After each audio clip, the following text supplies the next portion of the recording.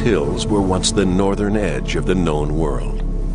Beyond lay an empty, frozen wasteland stretching all the way to the Arctic.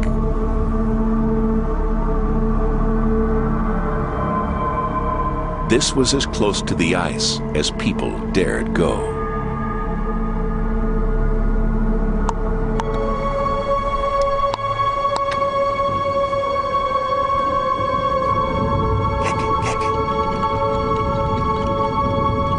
A hunting party is in the area, trying to find food for their families. They've come this far north in search of reindeer, the best source of protein in a frozen climate.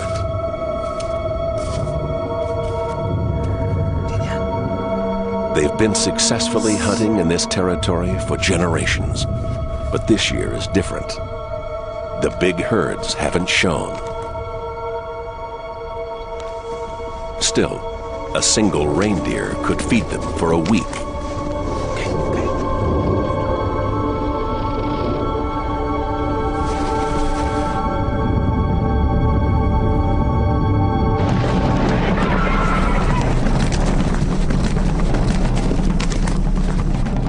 They don't understand why, but each year the weather's getting worse, and the search for food becomes more desperate. Givi! And the king had borrowed!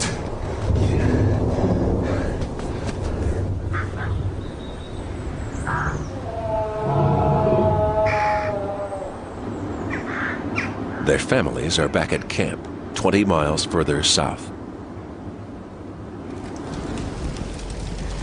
In evolutionary terms, these are modern humans.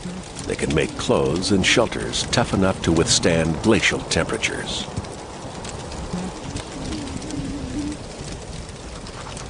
And like us, they speak a complex language, but their lifestyle is very different. They live in small clans of around 30 people, taking from the land what they need to survive. For the last 5 years, this clan has been led by its chief, Bron. He owes his status to his physical prowess. He is the strongest member of the group.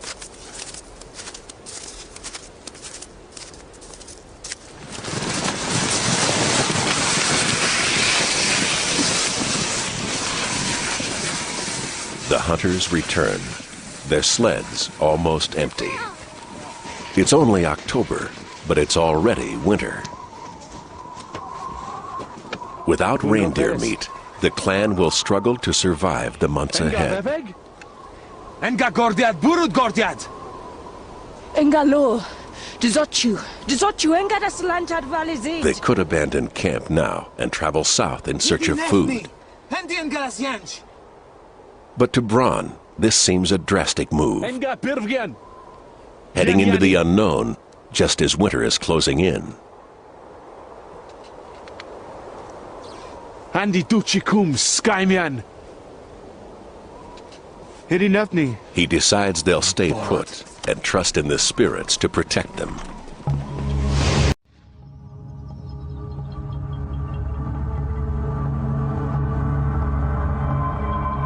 His faith is misplaced. The climate was being determined by physical forces beyond their control. Forces which had been unleashed way back in time, long before humans had ever set foot on the planet. 3 million years previously, on the other side of the world, the shifting of continental plates created the Isthmus of Panama. Ocean currents could no longer flow between the Atlantic and Pacific. Warm tropical water was diverted north. At the time, there was no ice at the North Pole. It was cold enough, but the air was too dry for snow to fall. But when warm, wet air from the tropics reached the Arctic, clouds started to form. Snow fell, and an ice sheet began to grow.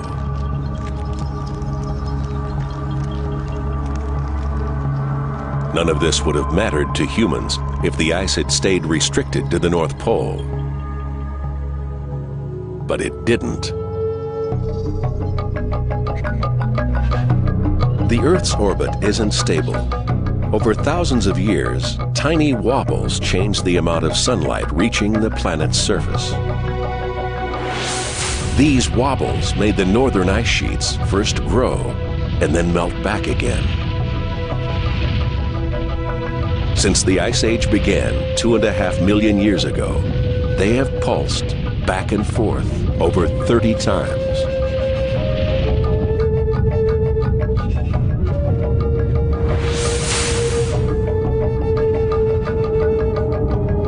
"24,000 years ago, the ice was advancing toward one of its high points, moving south into Europe at up to 60 feet a week.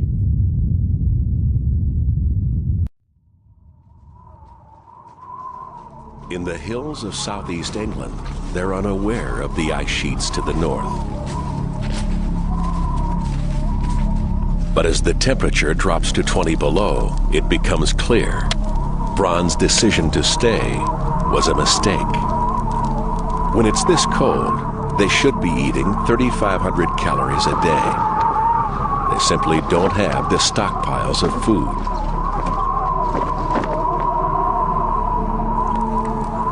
The stream, normally full of fish, has frozen solid.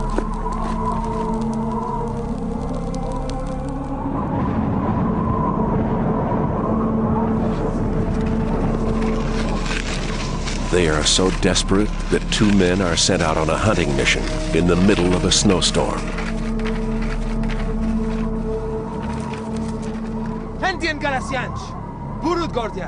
Braun knows they are unlikely to return.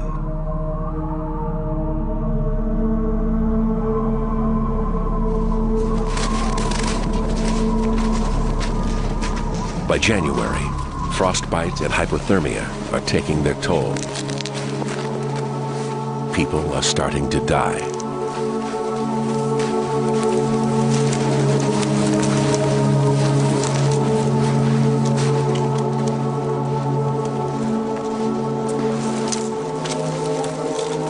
The dead can't be buried. The ground is too hard to dig a grave.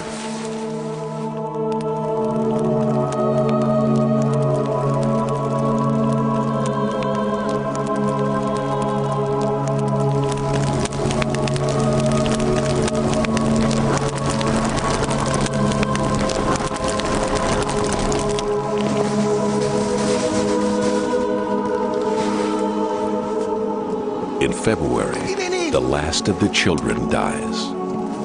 His mother, Mara, can only grieve.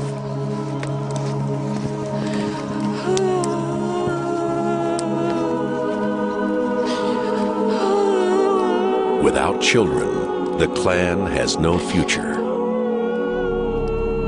The people of Northern Europe are being wiped out by the climate.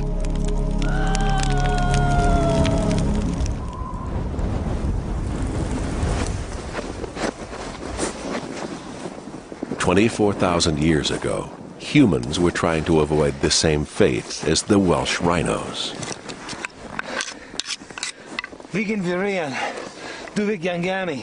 One of the hunters, Aki, and his woman, Mara, are leaving. The rest of their family is dead, including their own son.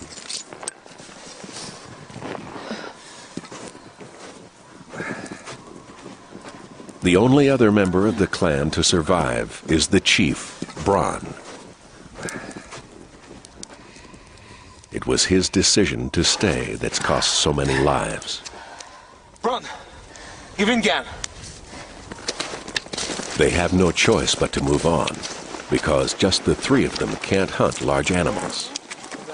While the weather's relatively mild, they can live off smaller prey, berries and roots. But when next winter comes, they won't survive if they're still alone.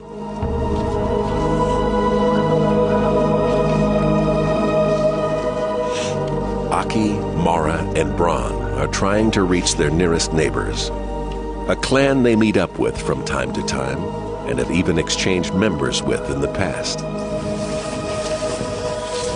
Their camp is 100 miles further east, but progress is painfully slow.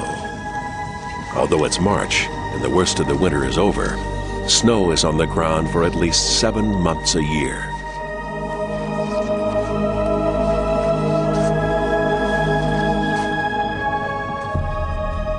They've walked for a week, only to find a deserted camp.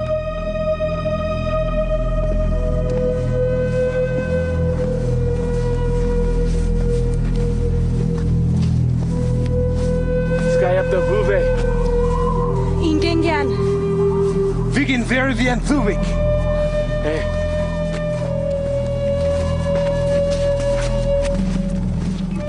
Now they are truly alone. There's no point in turning back. They can only go on into unknown territory with one aim: survival.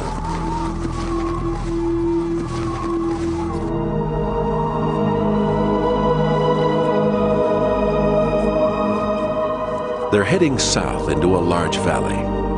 A valley that today is underwater at the bottom of the North Sea. 24,000 years ago, so much of the planet's water was trapped in the ice sheets that sea levels were 350 feet lower than today. The travelers are able to walk from Britain all the way to mainland Europe.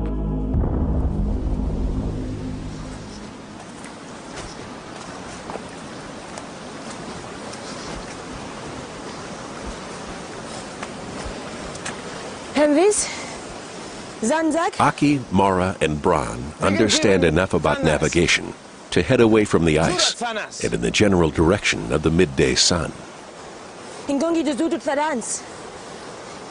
But each day they need food and water.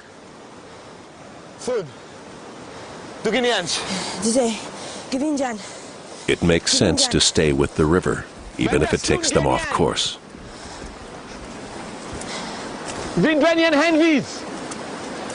Vegan Berivian Zingan. Gengan Bron.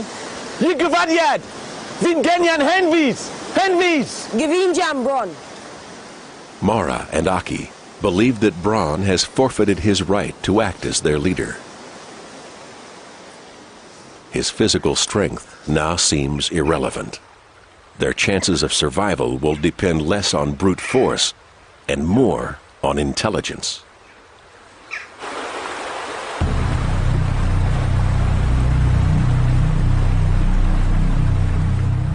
The human brain has always been the key to the success of our species. It evolved in response to 2.5 million years of an ice age climate. Compared to other creatures, humans have an enormous brain. It uses up 20% of all our energy, 7 times more than the brains of most mammals. But it is this big brain that allows us to survive in the most extreme conditions. Bron is able to turn a few twigs and sinew into an impromptu trap. And in spite of the weather, Aki can use 2 pieces of wood to make a fire. With night on the way, a fire is essential, not just for keeping them warm. It's also their best protection against predators.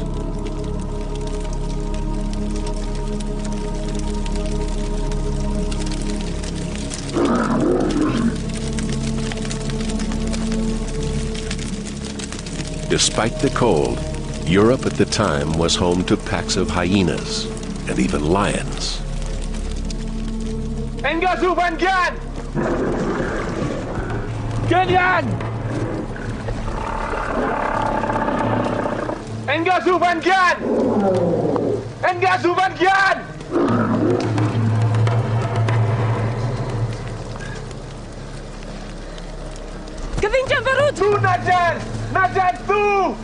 This time, they drive off the danger. But as long as the 3 of them are alone, they remain vulnerable.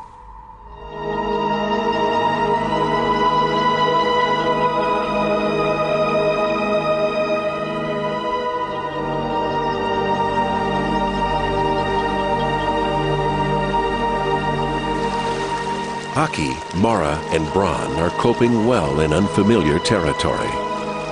Their intelligence allows them to find ways to continue their regular routines.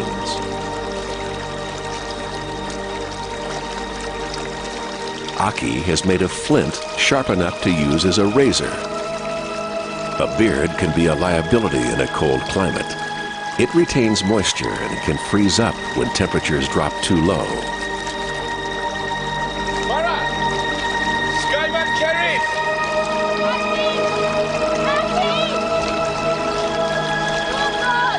Ingen!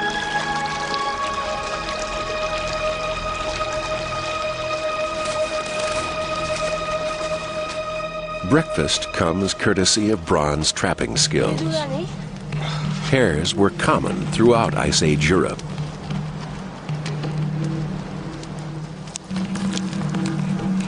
Because there's water, shelter, and plenty of food, it's tempting to break their journey and stay here for a few days. Eat the Kenyan!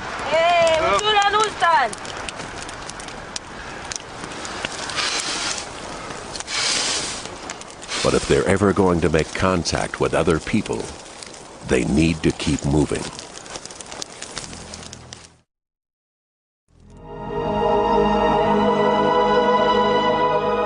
In Europe 24,000 years ago, there were 100 square miles of land for every human being. Now that signs of spring have arrived, the travelers have the best chance of finding others. They've covered 600 miles since they left England and have reached the northern plains of Germany. It's May, and temperatures are finally creeping up above freezing.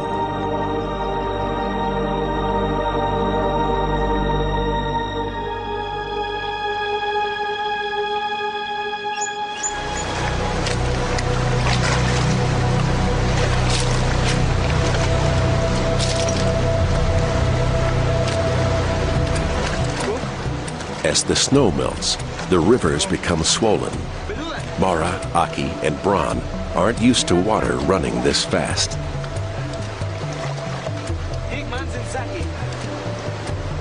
But they're using their intelligence creatively and turning the river to their advantage.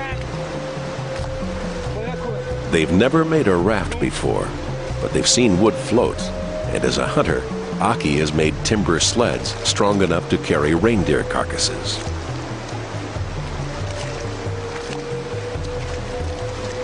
They're taking a big risk.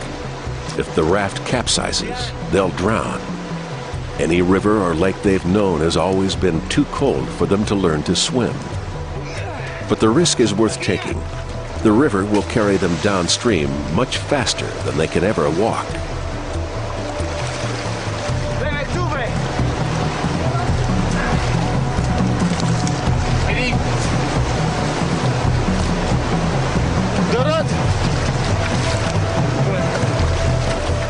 This is the real value of human intelligence, our ability to cope with unfamiliar situations and invent new solutions. Dealing with change has become a way of life for our species because we evolved in such a volatile climate. Aki, Mara, and Bron have been traveling through Europe for over 2 months and are now in southern Germany. All that time, they've been looking for other people. Sky. Now, their search is over. They're no longer alone.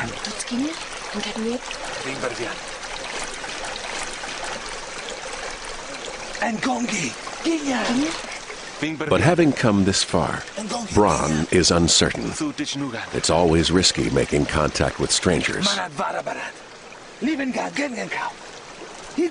Aki believes they have no choice. By offering gifts, they'll show they mean no harm.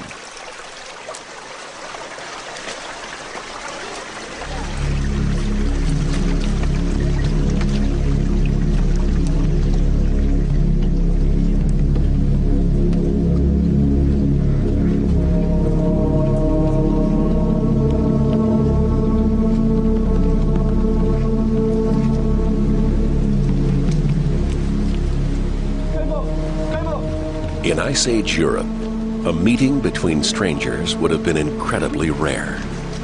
Vem! Eredito! Tutskini. Kivigo! Tutskini. They'll have to overcome a language barrier. Wungod! Wungod Beruan! Vigin Genidi!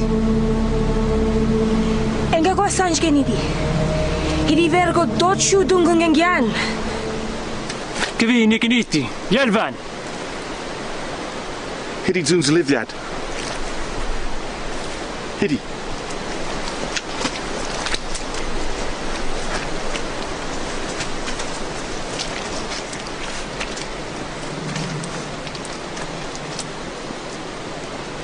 Nashkum! Nashkum! Their gifts serve their purpose.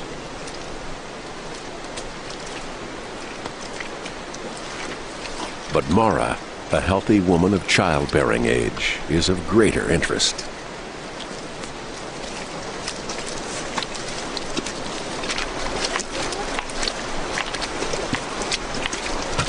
In Ice Age Europe, women were valued far more than men, as the travelers will soon find out.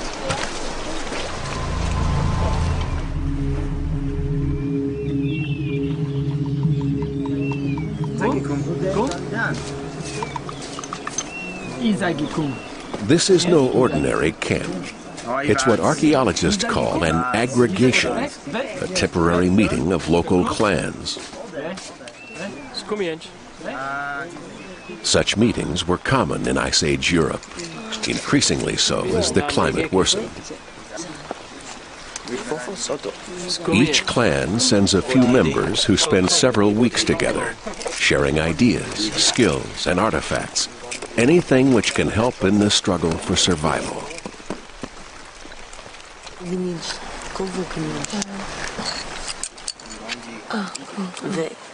The aggregation serves the same purpose as a modern trade convention, a showcase for the latest innovations.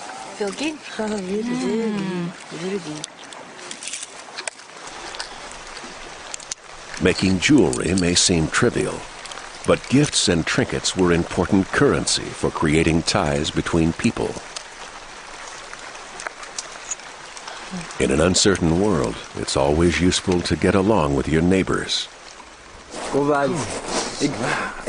Bron and Aki have befriended some of the men of the aggregation.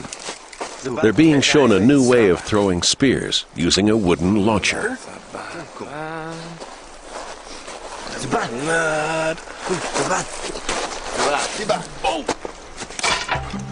Being sociable has always been fundamental to human survival. It was hardwired into the brain during the course of our evolution. In Ice Age Europe, being sociable isn't a choice, it's a necessity. Individuals have no long-term future. They have to become part of a group.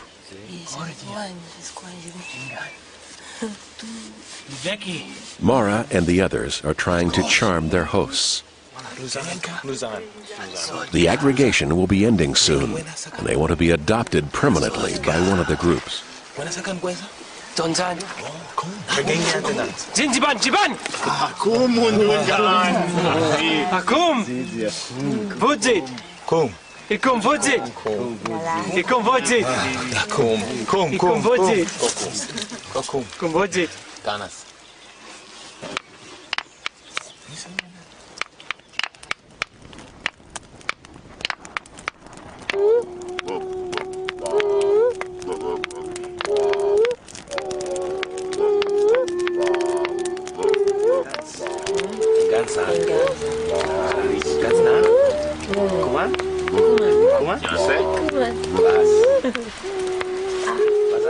While the weather is good and food plentiful, the visitors are welcome. But with the prospect of another bad winter ahead, none of the clans will find it easy to absorb 3 new members. The only person with any long-term value to them is Mara.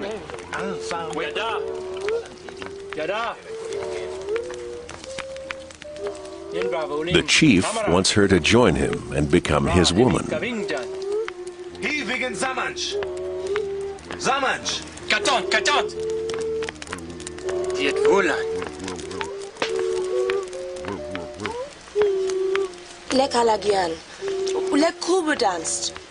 Mara knows she'd gain from this arrangement, but without her, Aki and Bron would find it even harder to be accepted by any other clan.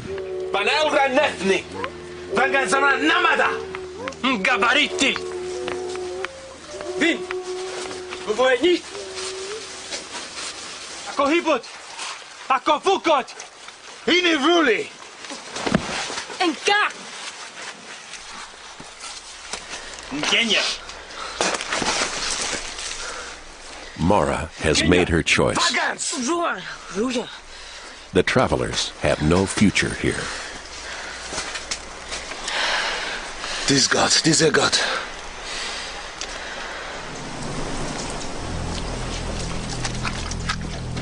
Aki, Bron, and Mara are leaving before dawn, stealing as much food as they can carry.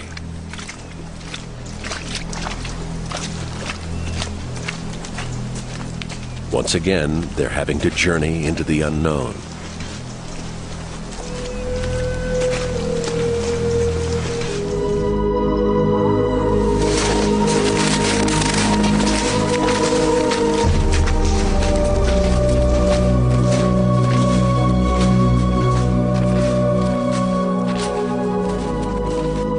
They're heading south again and climbing back above the snow line.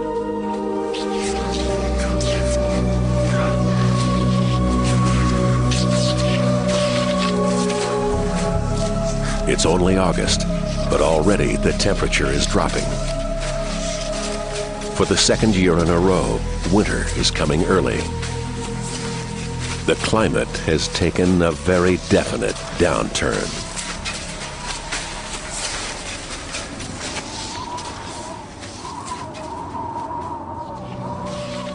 Human life was as unstable as the climate. With the temperatures dropping fast, Bron, Mara, and Aki will only survive another couple of months unless they can find people who are willing to share resources with them. At the aggregation, they heard talk of a land 3 weeks away with great forests and plenty of food. A land we know as Italy. But to get there, they'll have to cross the Alps.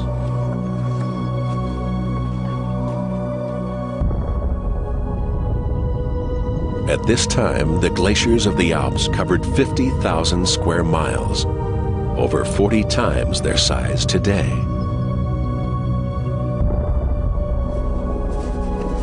For Mara, Aki, and Bron, their entire lives have been a struggle for survival against the destructive power of ice. But they've never seen that power for themselves until now.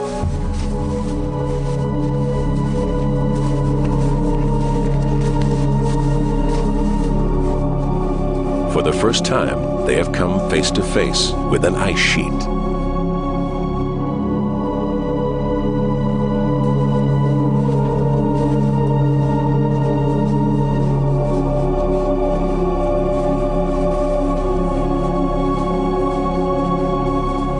And Gongiku.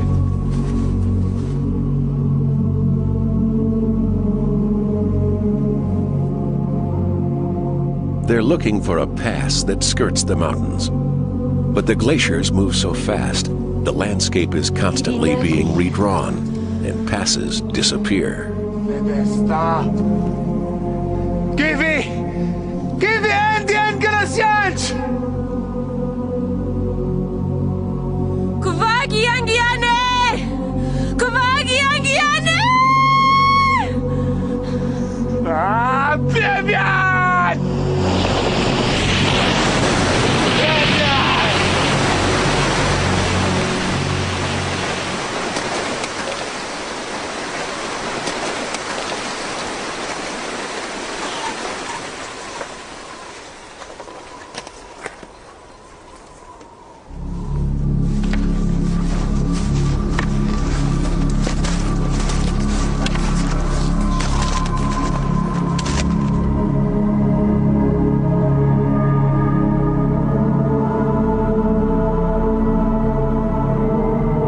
people of Ice Age Europe were biologically equipped to survive the demands of almost every climate, and yet this wasn't enough.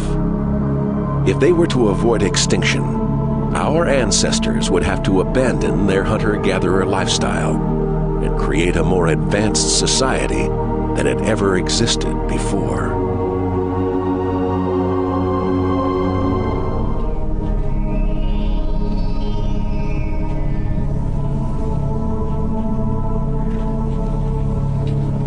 Bron, Mara, and Aki have been traveling for 4 months.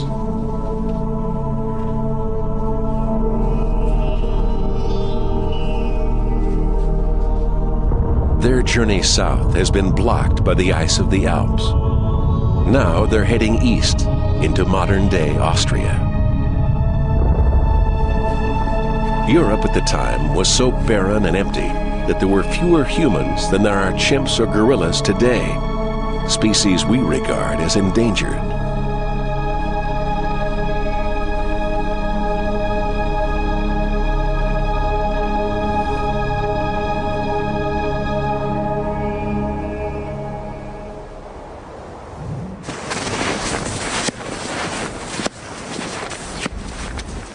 With population levels so low, each new life is highly valued.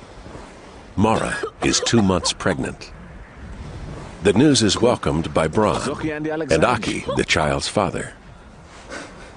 Vegan Skyman. Enga's been good. But traveling with a pregnant woman is going to make their journey even more difficult. They urgently need to find other people.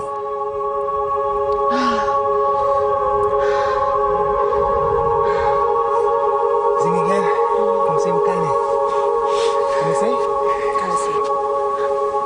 Huh?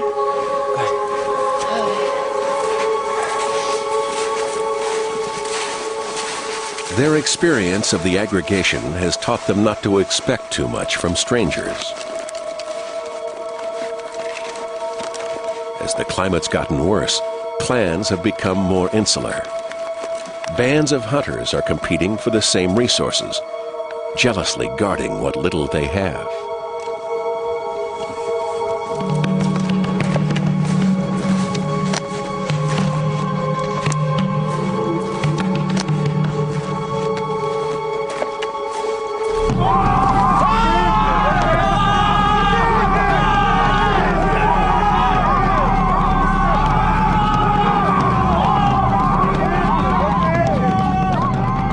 In Ice Age Europe, people knew no other way to live than this. For hunter-gatherers, territory was everything.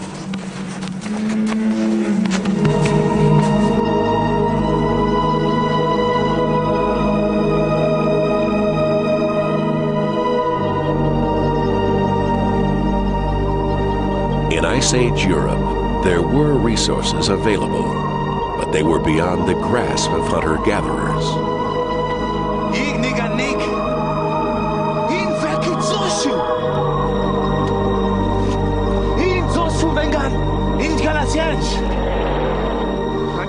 Aki, Bron, and Mara have heard stories of mammoths, but they've never seen one before.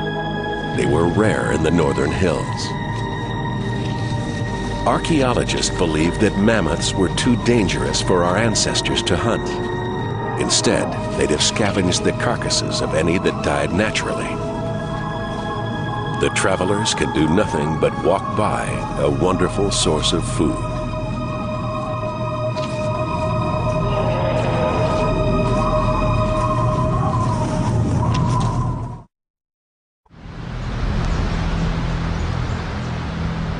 Aki, Mara, and Bron have eaten barely anything in the last week. They're facing starvation. Skyman! Wundgott! But when they do find food, they need to be careful. In their own land, they knew what to eat and what to avoid. Here, the tasting of an unfamiliar mushroom is an act of faith. They should try just a small piece and wait to see their reaction to it. But Aki's hunger overrides his sense of caution.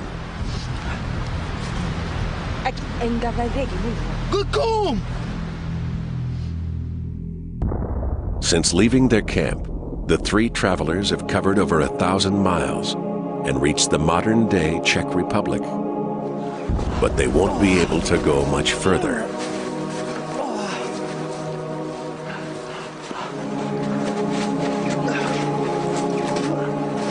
The mushrooms have given Aki food poisoning.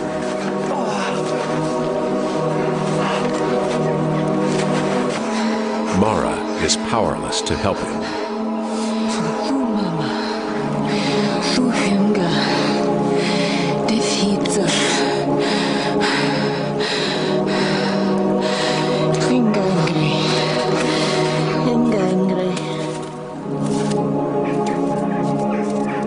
They've run out of options.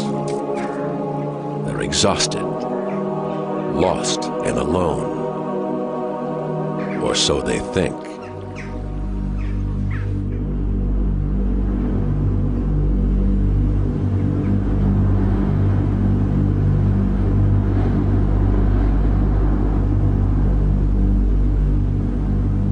For several hours, a hunting party has been tracking them, keeping their distance. But now, they're taking advantage of Aki's sickness to move in. Hey, go.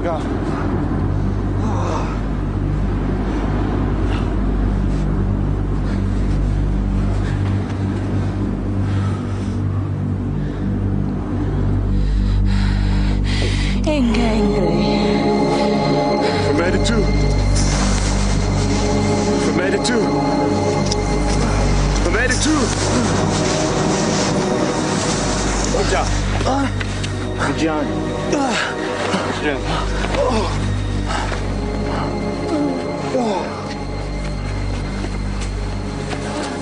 The three travelers are being taken away.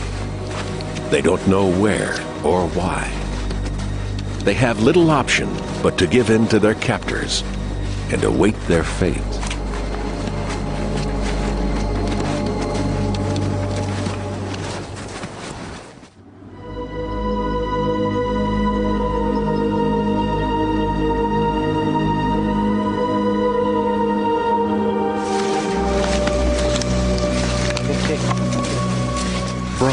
Mara and Aki are being taken to a camp.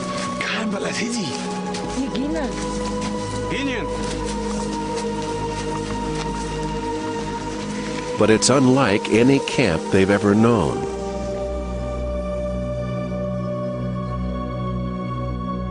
They are used to temporary sites of 3 or 4 teepees. By comparison, this is a city.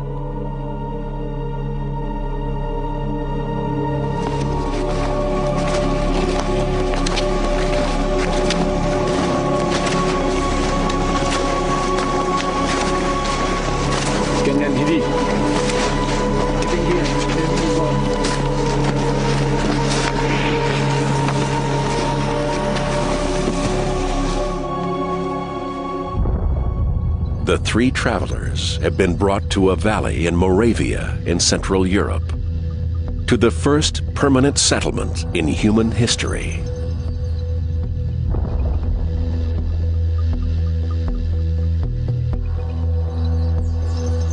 Today, the same wide valley betrays no sign of its past.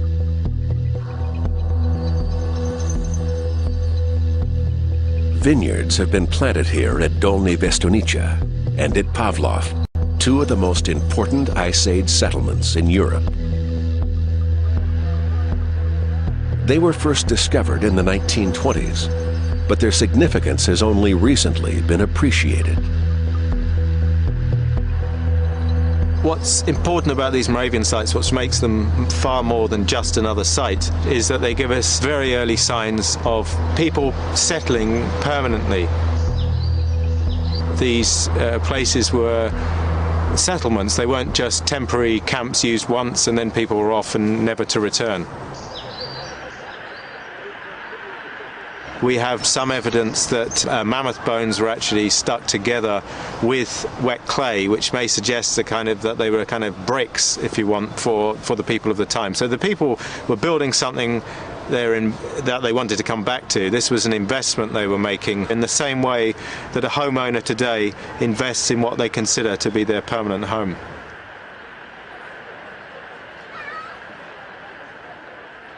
There's also evidence of hearths and the fact that people were reusing hearths in the same area.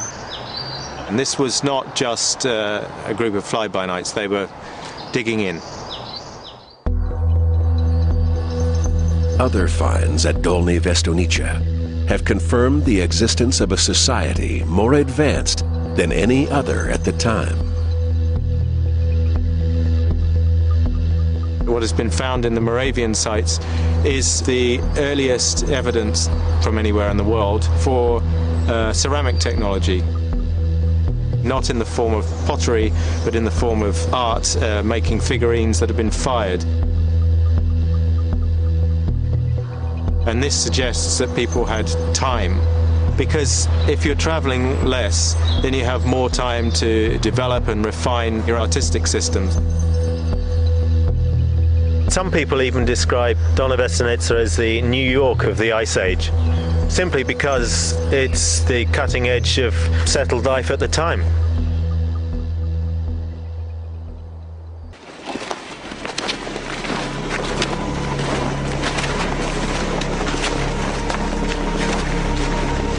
Ketinggian sini.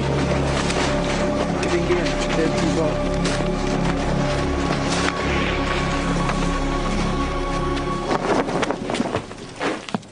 Sicilian.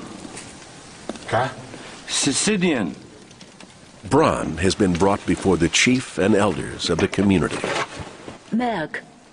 In his clan, he was a chief himself. Here, he's just a refugee, asking for help. Clarian. There's no reason to expect any better treatment from these people than from the clans of the Aurignacian or the hunters who chase the travelers off their territory.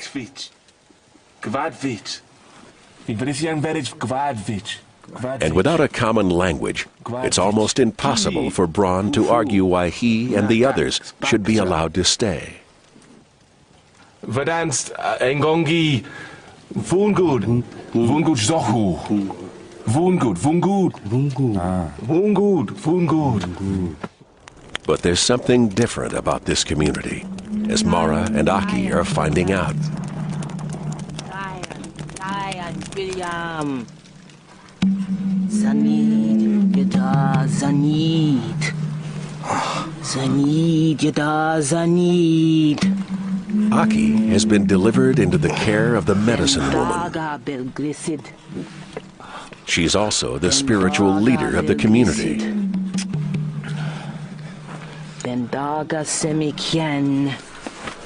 She's going to such lengths to help a stranger because these are people with a totally new approach to outsiders.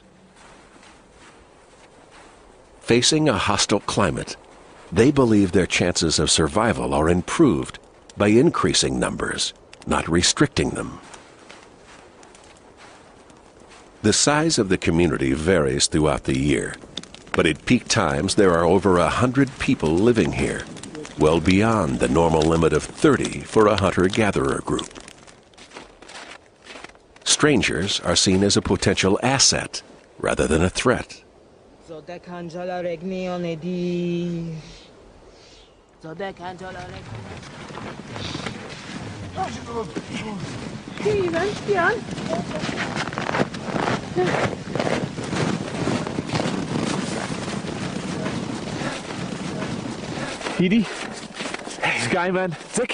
Aki has recovered. He and Bron are learning that this settlement isn't just larger than anything they've known before. There's also something different about the way the people here organize their work.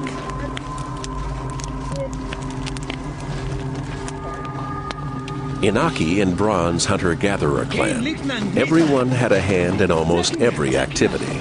Here, people seem to have been allocated specific tasks. As different tasks are divided up among different people, experts have emerged, individuals with specific skills. They have become much more efficient at what they do, Each year, they are able to make improvements. Tools get sharper, clothes warmer, and huts stronger. They can cope with the deteriorating climate and grow in numbers. And a culture of specialists has started to take root.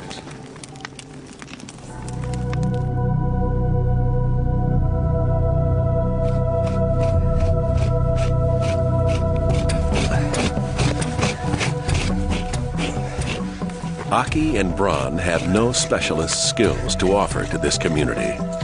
They've been assigned to a production line, systematically scavenging a mammoth which has died near the settlement.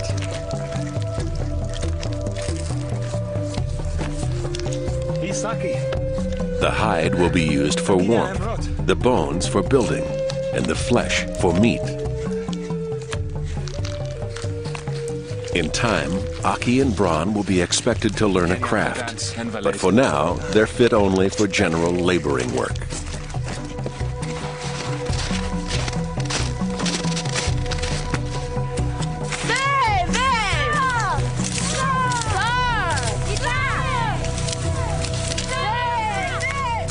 While the men are scavenging, Mara is out hunting. Although she's pregnant, she's still expected to work as a beater, fleshing out animals.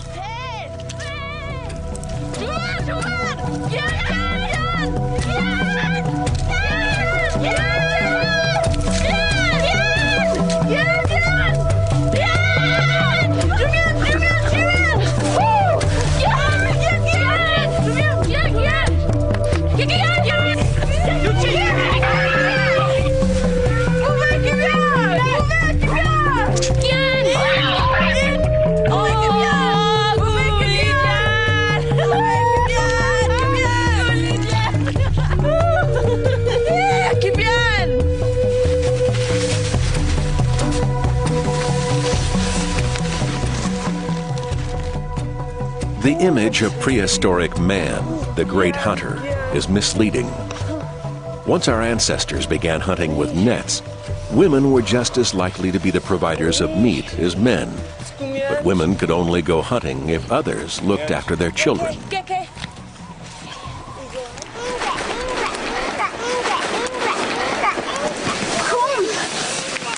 Archaeologists call this the grandparent revolution.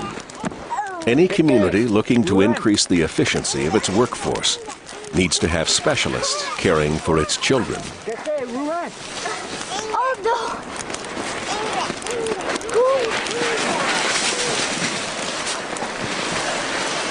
Anka, Yikinan.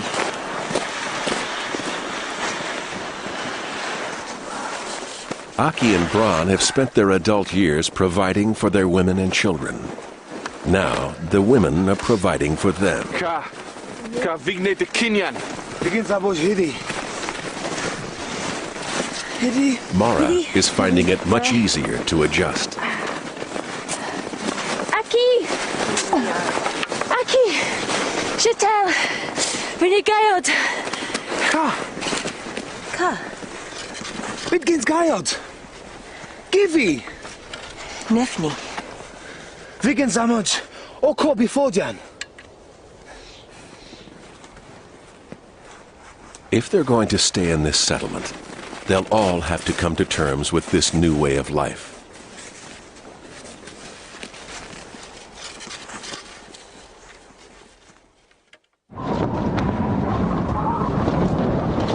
The first storm of the winter has arrived in Moravia. It's only October, but it's already 20 below.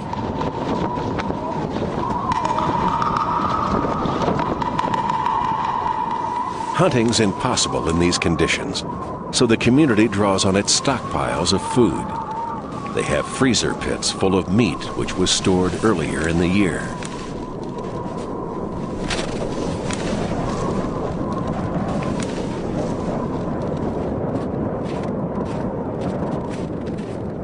But good planning doesn't solve all their problems. People are being forced to spend long periods of time in confined spaces. Inevitably, tensions surface. Intra akra tun pinged kantakan. Ping to fun. Kiliti. Wegen Anger. Sunitan Zikingan. Even though there's enough food to go around, there's still resentment of Bron and Aki, unskilled outsiders enjoying the fruits of the community's labors.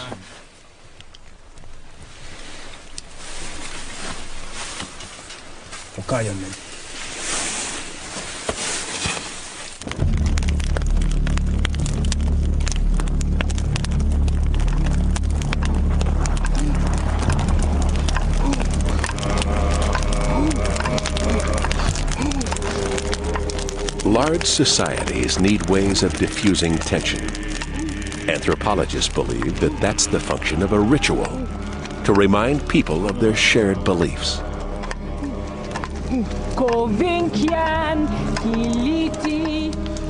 Within this community, every adult's face is tattooed. The markings are a permanent badge of identity.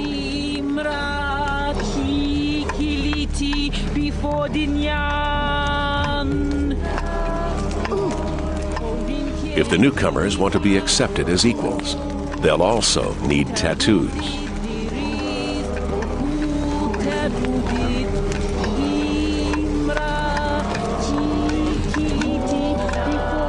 These aren't the first people to decorate their bodies, but what's unusual is the way it's become part of a ceremony which gives them a sense of all belonging to something that stretches beyond their physical world.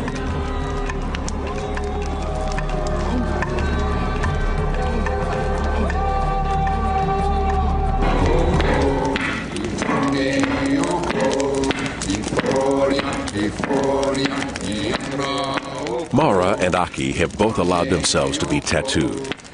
They can see a future for themselves and their unborn child in this community.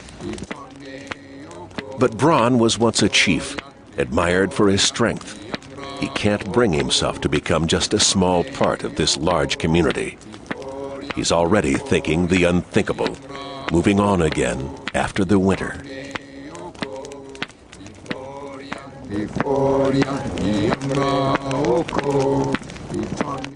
While the ritual is taking place, the food supplies of the camp have been left unattended. Now they are being raided. The attackers are the same hunters who chased away Bron, Aki, and Mara 2 months previously. Unable to stockpile enough food for themselves, they have resorted to stealing from others.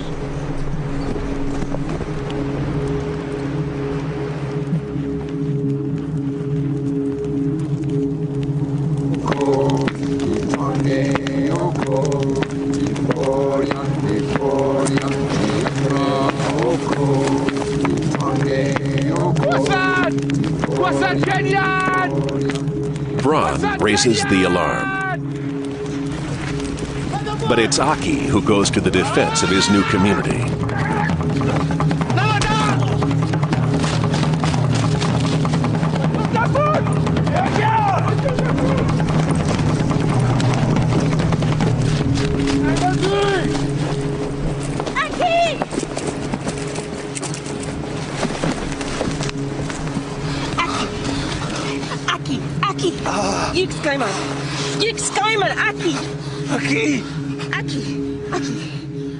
The raiders have been driven off, but at great cost.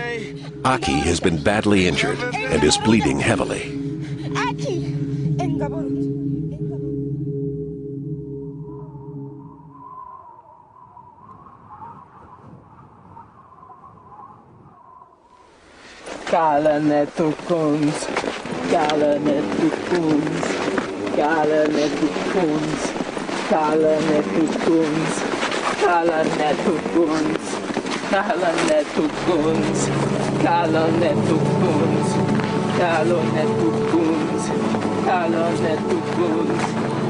Although Aki had only just been initiated into the community, he died in its name and is honored accordingly. Digit ved, so dessen kaj. So dessen kaj nanya! Tonde usvet finger. Galenet, dinget. Once again, a ritual serves to bring the community together. But this time, Bron is among them. He's abandoned all thoughts of leaving and has had himself tattooed.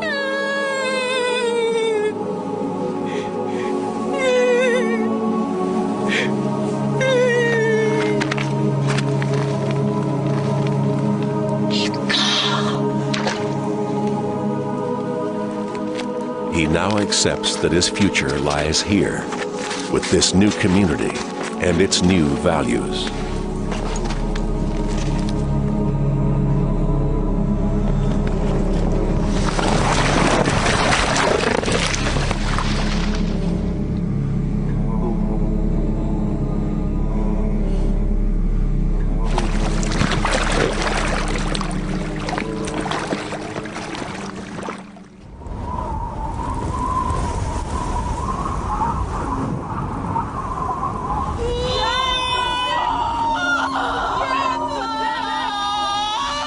Four months later, Mara goes into labor. It's been a year since she and the others set out across Europe. A year in which she has completely changed her way of life and become part of a settled, permanent community.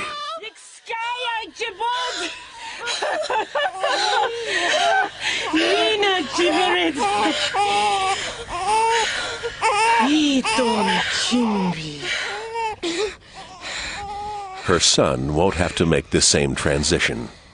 He'll grow up knowing no other way of life.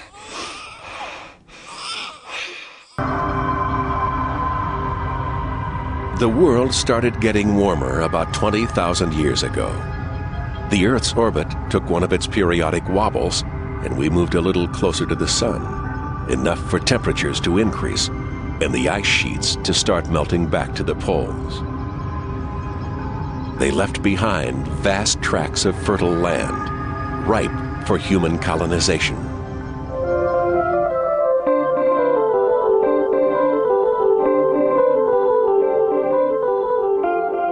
The legacy of our Ice Age ancestors is all around us.